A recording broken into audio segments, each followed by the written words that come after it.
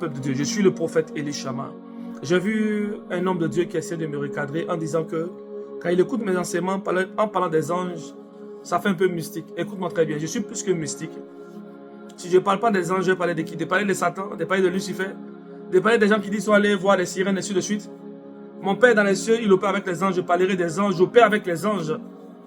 Chaque homme de Dieu a des esprits auxquels il opère. Et ce sont des anges de Dieu. La Bible déclare que l'esprit de prophète est soumis au prophète. La seule fois où on parle de l'esprit de prophète est soumis au prophète, on parle du prophète. On dit le Dieu des esprits des prophètes. Pourquoi on ne dit pas le Dieu de l'esprit du prophète? Mais on dit le Dieu des esprits du prophète. Le Dieu des esprits du prophète. Le Dieu des esprits des prophètes. Un prophète a plusieurs esprits avec lui. Un prophète, aujourd'hui il est triste, aujourd'hui il est en joie, aujourd'hui il est dans une colère prophétique, aujourd'hui il sourit d'une manière prophétique. Tu ne peux pas cerner un prophète. Un prophète est terrible. Là où on dit que le corbeau est un oiseau de malheur, le corbeau commence à nourrir Élie. Ce qui devient interdit n'est plus un interdit pour moi. Ce qui est interdit pour toi n'est pas interdit pour moi. Là où le corbeau est mystique pour toi d'une manière négative, le corbeau devient un ange de prospérité pour moi. Lorsque je vois le corbeau dans les royaumes spirituels, ce n'est pas un être maléfique, c'est un être positif pour moi. Voilà pourquoi vous devez comprendre que vous devez grandir. Des gens ont peur lorsque nous commençons à enseigner les mystères. Et ils veulent nous attaquer d'une manière subtile.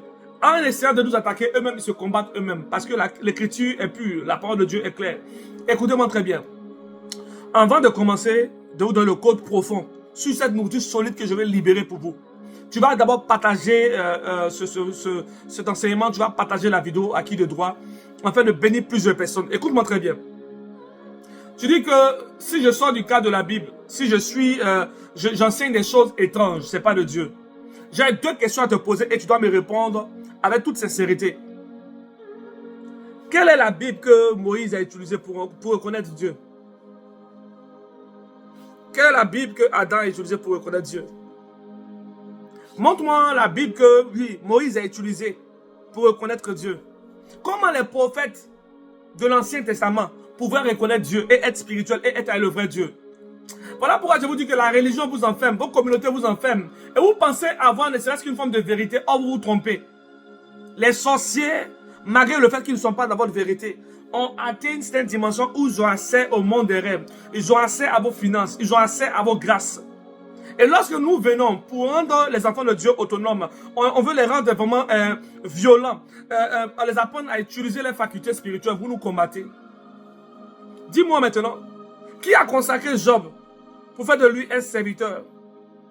Qui a consacré Job? Qui a consacré Job pour faire de lui un serviteur? Est-ce que Job était juif? Est-ce que Job était juif? Tu vois, tu ne peux pas me répondre. Donc quand un prophète, quand un vieillard commence à parler dans ce vaisseau, tais-toi et puis écoute et apprends. Tu vas grandir. Tu risques de te fermer le ciel sur la tête. Tu risques de fermer le ciel sur ta tête inutilement. Parce qu'il y a des gens qui sont nés comme ça. Nous, on a un fardeau, on a une grâce que Dieu a libérée sur notre vie. On vient pour aider plusieurs personnes. Ne venez pas nous combattre. Alléluia. Voici le code aujourd'hui que je vais libérer aujourd'hui. Écoute-moi très bien.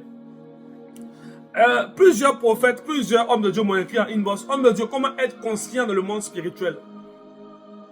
D'abord, ce que tu dois comprendre, c'est que la piste de décollage pour rentrer dans une autre dimension, parce que les dimensions sont interconnectées, intersuperposées, c'est le monde des rêves. Dans le monde des rêves, il y a une réalité qui est basique pour tout le monde. Le jour où tu seras conscient que tu es dans un rêve, alors tu pourras accéder maintenant à une autre forme de réalité. Parce que c'est dans le monde des rêves qu'on accède maintenant à d'autres dimensions. Le monde des rêves est le lieu où on décolle. Je m'explique un peu. Il arrive souvent quand tu fais des rêves conscients. Quand tu commences à être conscient, le rêve change de nature en même temps, n'est-ce pas? Le rêve change de décor. Qui fait changer le décor?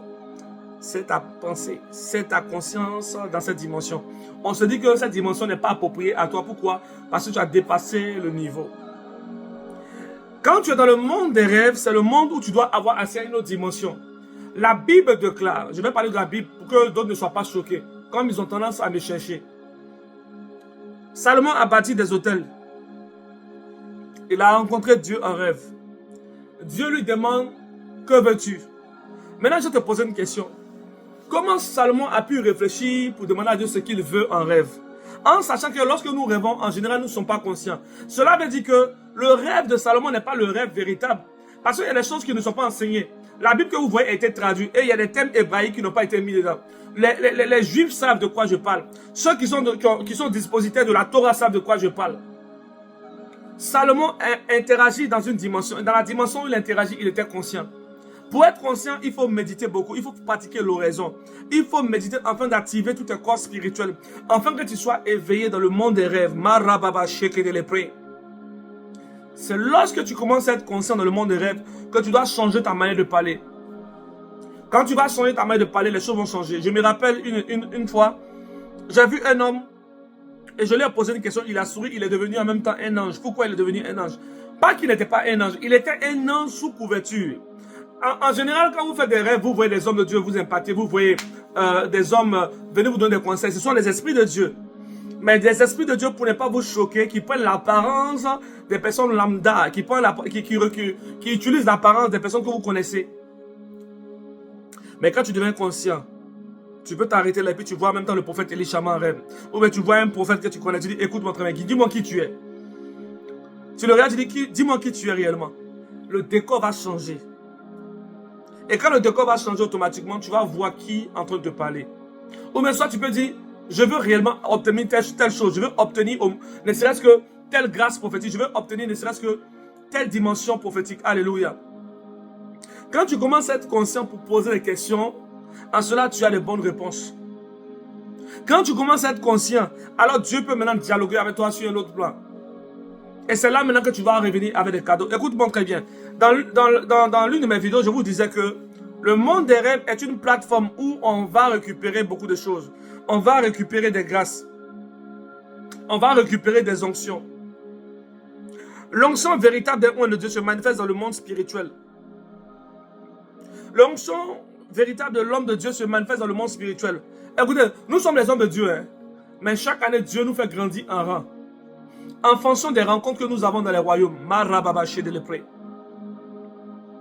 En fonction des rencontres que nous avons dans les royaumes, Dieu nous fait grandir de rang chaque année. Si à la fin de l'année, tu n'as pas été visité par Dieu d'une manière surnaturelle, que tu es homme de Dieu, il faut te poser beaucoup de questions. Je vous dis en toute humilité, tous les hommes de Dieu authentiques, chaque année, au moins ce qu'on appelle une mise à niveau, où Dieu les révèle s'ils ont rétrogradé ou ils ont grandi. Et puis la dimension du rang que tu as peut être soit dans un don, ou bien dans une fonction, ou bien dans une manifestation. Ça peut être dans la dimension prophétique, ça peut être dans le domaine de la délivrance, ça peut être dans le domaine de comment dirais-je, des paroles de connaissance, mais toi, dit que tu changes de dimension. Et voilà pourquoi nous sommes constants à chaque moment dans la prière. Et tu me dis, homme de Dieu, comment faire pour être constant dans la prière? Quel est ton mois d'alliance? Quel est ton jour d'alliance? As-tu décrété dans l'année ne serait-ce qu'un jour d'alliance? Un mois d'alliance? Où tu rencontres Dieu, où tu vas dealer avec Dieu, où tu vas écouter la parole de Dieu, où tu vas écouter le plan de Dieu par rapport à l'année, par rapport à la circonférence qui doit arriver. Je n'ai pas assez de temps, je prie maintenant pour toi, toi qui as partagé, toi qui as écouté l'enseignement.